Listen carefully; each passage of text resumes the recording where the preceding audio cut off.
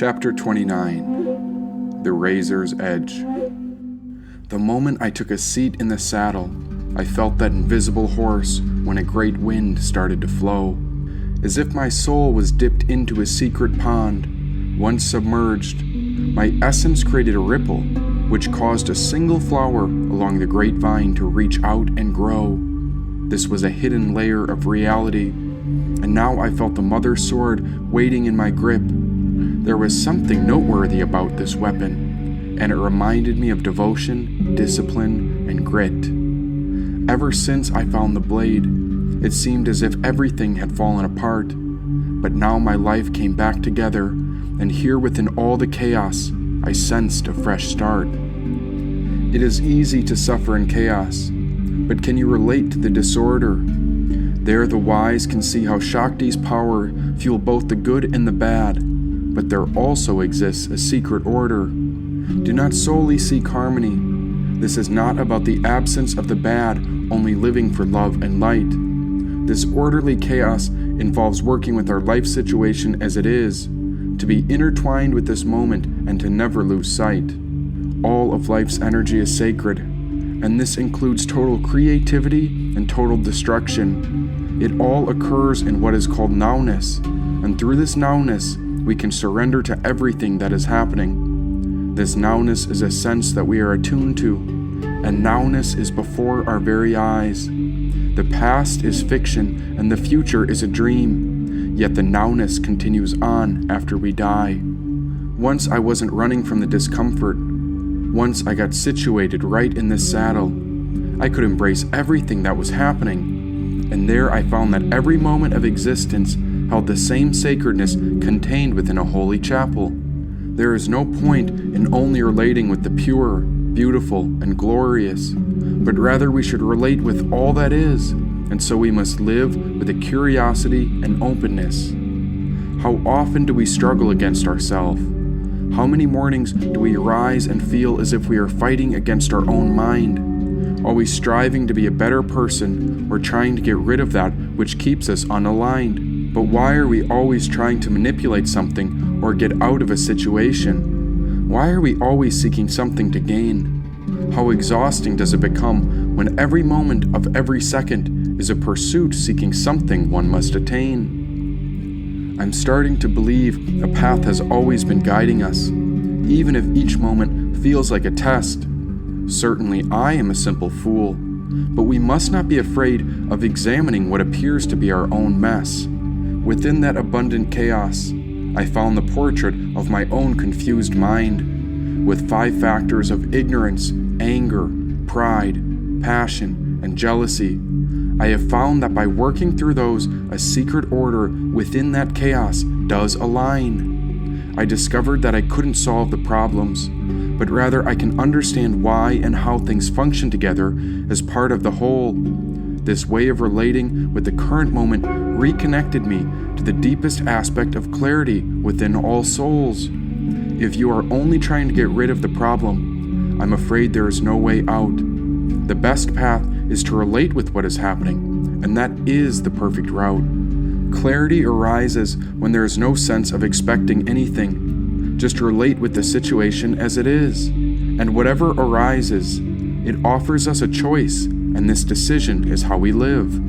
When we are not satisfied with ourselves, we try our very best to please ourselves, as if we are the very center of the world, and we exist alone in a world with no one else. In order to maintain ourselves, we keep track of our own limitations, always trying to maintain something. It's as if fighting for our lives is our life's foundation. From the point of view of our ego, it seems as if no matter what happens, we are always losing ground. It's always chasing every moment, but we distort the moment by spending all our time seeking as if there's something to be found. But the moment is right here.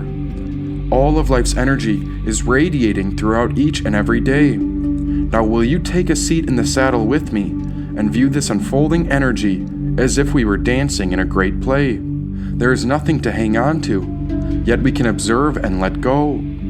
The same way we might sit on the porch to relax, just watch the green grass grow. nothing to gain and nothing to lose. The experience is the moment, and the moment is the essence of me and you.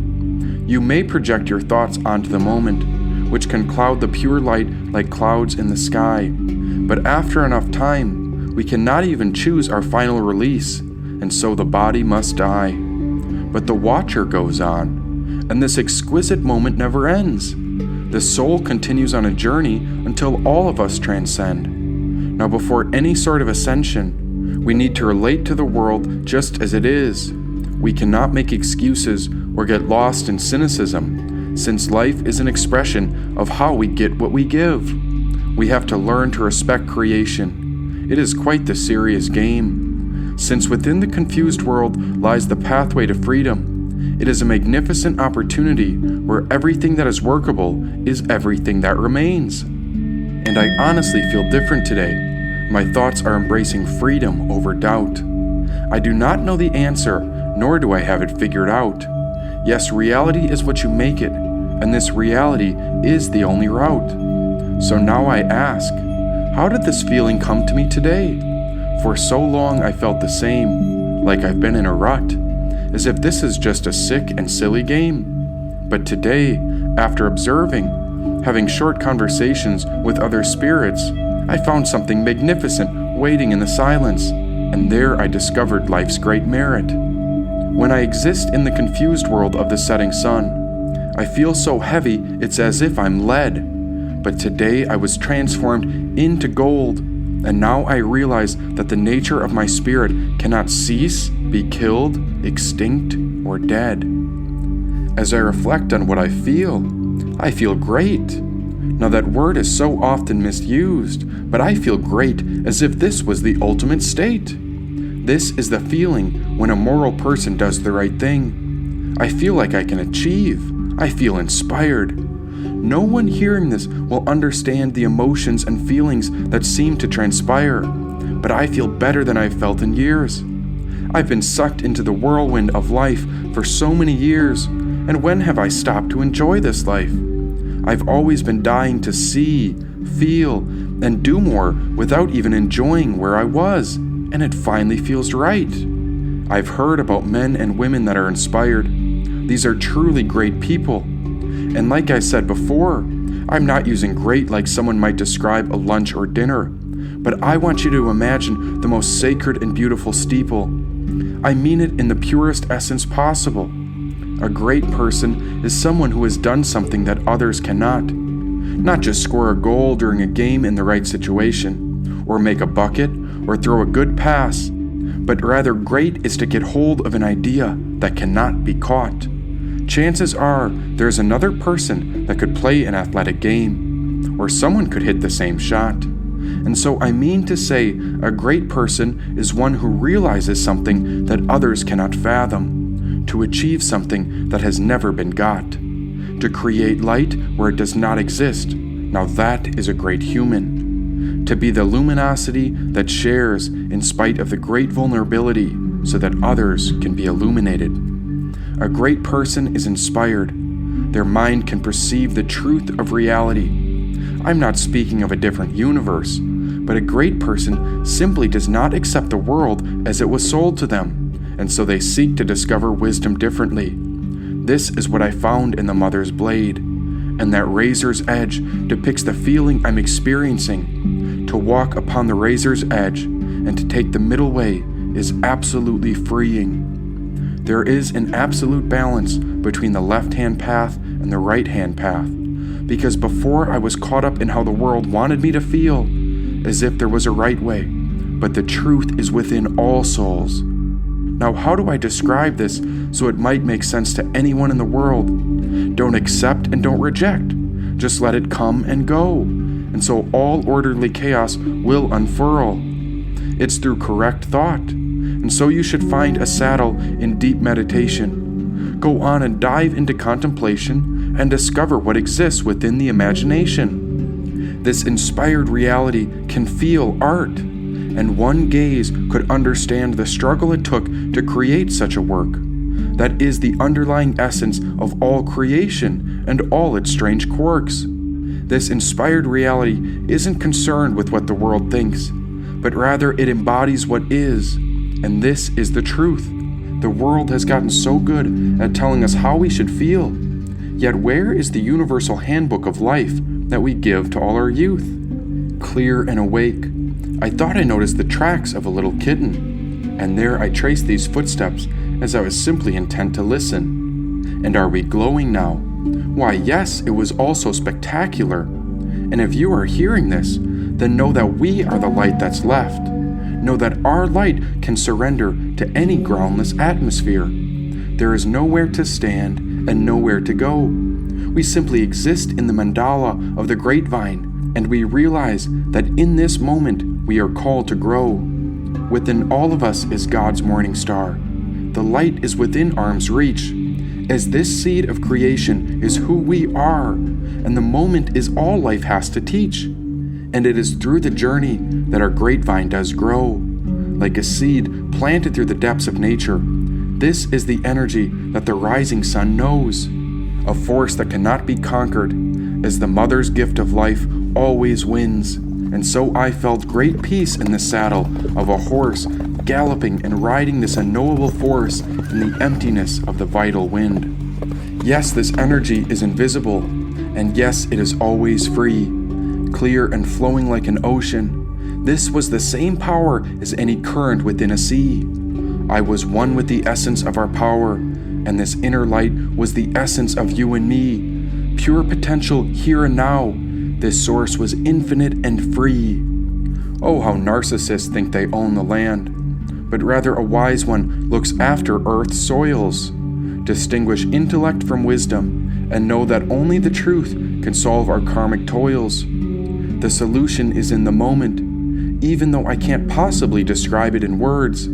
It is the pure energy within silence, and the answer is hidden in a way in which only a well-trained mind can hear. Hear it now, as the answer is this moment, and here we can find the seed of everlasting peace. That's her spirit of the grapevine, which is the divine seed. The soul, which is wind horse, and she is the power of creation's source, abundant and ever free. This light is Krishna's consciousness. It is Christ forever in your heart.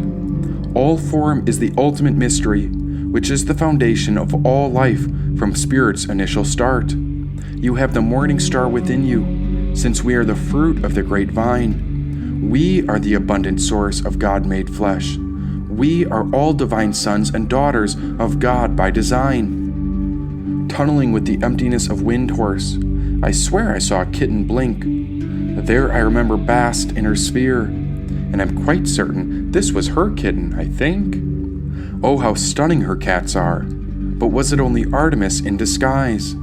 She was reason and intellect woven through knowledge so that truth could be understood and passed on from the wise. Severe and uncompromising, like a sword of the Great Mother's secret law. And if you forsake her creation, she will reach down from the heavens above and rip the world apart with her claws.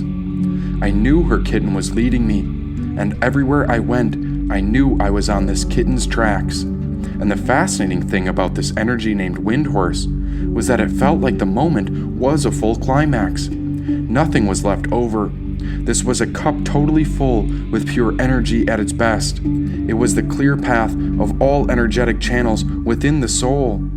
It was like the rising sun feeling totally awake and ever refreshed. Good morning, here we all are. I was riding a horse through infinity, and I was descending down through the stars. This energy of Wind Horse is ever abundant, since it never runs out. And there I followed a pathway straight down the central backbone of creation that held the spirit's perfected route. That's where the kitten came down from, and now everywhere I went, I was on to its scent, and I could see into Netzach and Hod through the astral plane, since the light of this path was illuminated wherever I went. Like lightning thrown down from God, I realized that this energy was the divine power. We are in union with the way, and that was the teaching that brought down the tower. Bring the heart and head together. Mind and love come together in line. The intellect cannot dominate compassion, otherwise the mother will send severe signs. We must align with the moment. We must respect all her nature, for this is our home, and everything we see is a manifestation of our Creator. Go on and just be. This is the way of the Tao. It is the fruit of the grapevine spirit. The past, present, and future is here and now. And after all this way, I arrived when I realized there was nowhere else to go. And that's when I understood that time is the change in spiritual nature, since I gained a viewpoint from which all life grows. The tree of life is within us, as we are all sons and daughters of God. And so I touched down upon the second last sphere, where I saw a strong man seated upon a tiger skin. I had entered into the sphere named Yesod.